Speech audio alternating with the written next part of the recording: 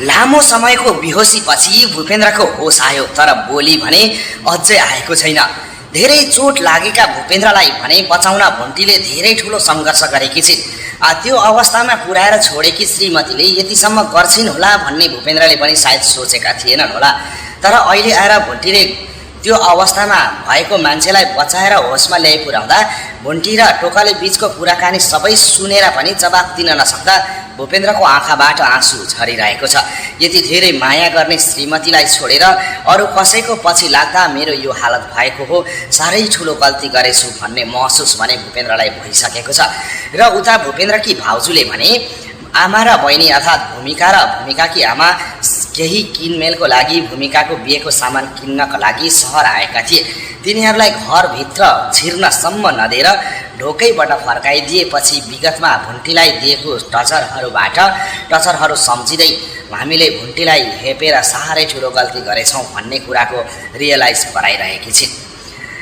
हुन पनि हो, भुन्टीलाई अतिभन्दा पनि अत्याचारै गरेर आफ्नै जेठी बुहारीको खुब तारिफ गर्ने मान्छे हुन् भूपेन्द्रकी आमा अर्थात् बालकुमारी। तर बालकुमारीको अहिले धज्जिया उडाइरहेकी छिन् जुन बुहारीलाई माया गर्थिन् त्यही बुहारीले।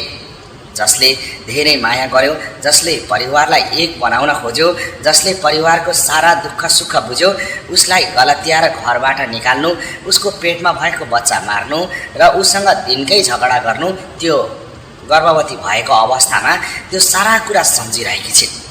साह्रै ठुलो दुःख दिएछु मैले भुन्टीलाई भन्ने महसुस भइरहेको छ।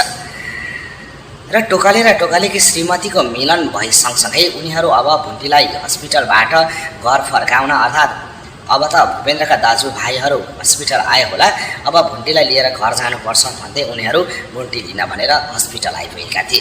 तर हस्पिटल आउँदा भुन्टीले आफ्नो हातबाट ब्लड निकालेर आफ्नो श्रीमानलाई दिइरहेको देख्दा अचम्ममा परे। टोकलेले प्रश्न गरे, यतिसम्म गिरेको मान्छेलाई बचाउन तिमीले आफू नै कमजोरी हुँदाहुँदै पनि यसरी ब्लड किन दियौ भनेर प्रश्न गर्दै गर्दा भुन्टीले आँखाभरि आँसु बनाउँदै भनेकी थिइन्, अब मेरो लागि त तपाईँहरू साथमा हुनुहुन्छ। उहाँको ठुलो परिवार र राम्रो परिवार छ। उहाँलाई केही भइहाल्यो र उहाँलाई अप्ठ्यारो पऱ्यो र उहाँले संसार छोड्नुभयो भने उहाँको लागि चित्त दुखाउने र मन दुखाउनेहरू धेरै छन्। उहाँहरूलाई चित्त दुख्न र मन दुखाउन दिनु हुँदैन। त्यही भएर मैले जसोतसो हुन्छ उहाँलाई बचाएर यहाँबाट जाने प्लान